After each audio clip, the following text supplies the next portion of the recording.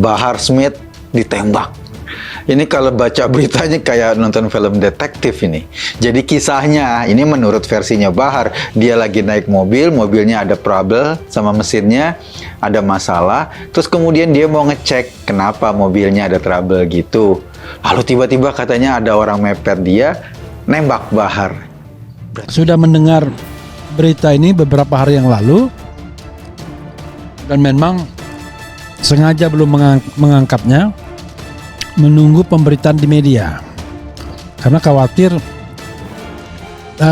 beritanya tidak benar. Misalnya ternyata paling tidak dari pemberitaan media umum ini terkonfirmasi bahwa ini memang begitulah adanya, ya, di mana yang bersangkutan melaporkan bahwa telah terjadi suatu peristiwa yang mengakibatkan yang bersangkutan luka, di mana peristiwa itu diawali pada saat yang bersangkutan mencoba sebuah mobil jeep yang diperbaiki oleh muridnya. Kemudian di tengah jalan karena kondisi rusak, kemudian yang bersangkutan turun. Nah, pada saat turun membuka kap mobil, kemudian dari keterangannya bahwa ada suara dan akhirnya terjadi luka di perutnya.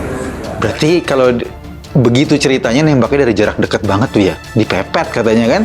Berarti nembaknya dari jarak dekat. Ketika ditembak katanya lukanya di perut, dan Bahar berjalan sambil merangkak. Nggak tahu tuh. Setelah itu dia naik mobil lagi, pulang.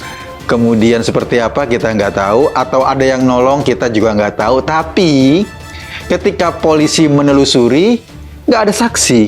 Nggak ada saksi yang menolong Bahar.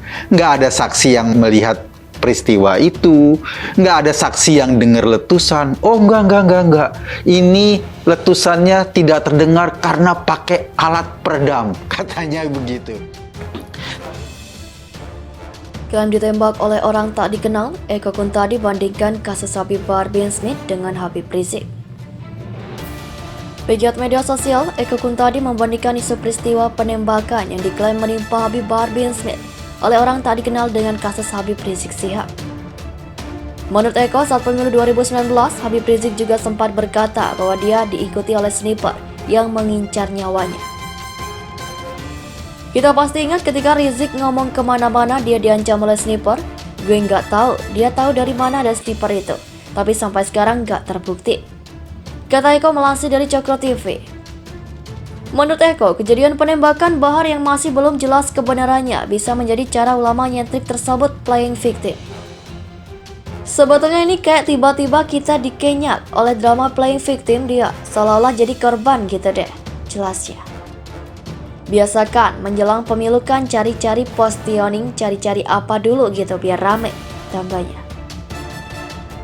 Eko menjelaskan pula jika melihat pernyataan dan keterangan Bahar soal kasus penembakan ini, rasanya seperti menonton film detektif. Kayak nonton film detektif ini.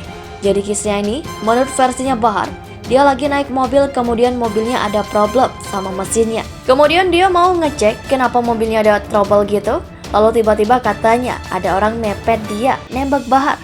Berarti kalau begitu ceritanya, nembaknya dari jarak dekat banget tuh ya. Dipepet katanya kan? Tanyanya. Tapi ketika polisi menelusuri, tidak ada saksi mata, tidak ada saksi yang menolong Bahar. Kemudian tidak ada saksi yang melihat peristiwa itu juga.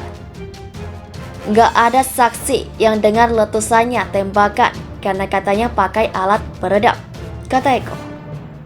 Eko kemudian menaruh curiga atas kebenaran peristiwa penembakan ini. Terlebih bukti-bukti yang dikumpulkan, polisi tidak cukup. Masalahnya kalau ditembak dari dekat gitu, pastilah ada bercak darah, katanya. Kalau pistolnya, pistol beneran kecuali pistol air ya Bahar, mungkin berisiko basah doang. Tapi kalau pistolnya pistol beneran, ada darah bukan cuma bercak darah. Terus pasti ada bubuk mesin, jelasnya. Lalu namanya pistol kan ada proyektil bekas pelurunya, tapi sampai sekarang polisi belum nemu tuh proyektilnya, ungkapnya. Pegiat media sosial Denny Siregar menanggapi kabar Habib Bahar bin Smith yang ditembak oleh orang tak dikenal di Bogor pada Jumat malam. Dia menyentil Fadlizon dan Rizal Ramli terkait insiden penembakan tersebut.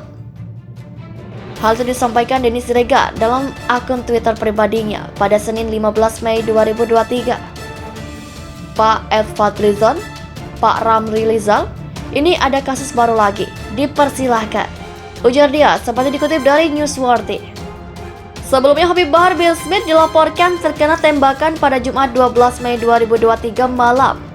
Namun hingga kini, belum diketahui siapa penembakannya dan lokasi tempat penembakan. Jumat malam langsung ke sana, beliau cerita semuanya, penembakan sekitar jam 8-9 malam, kata pengacara HBS. Menurut Aziz, HBS terkena tembakan ketika mengendarai mobil. Dari hasil keterangan yang dikumpulkan, HBS sebelumnya dibuntuti oleh 2 pengendara sepeda motor. Menurut Aziz, tidak hanya baju, tetapi serban yang dikenakan HBS juga terkena darah akibat tembakan tersebut. Sampai di foto Kak Leon, Fadlizon, Faisal, bekas darahnya, kata Aziz menjelaskan.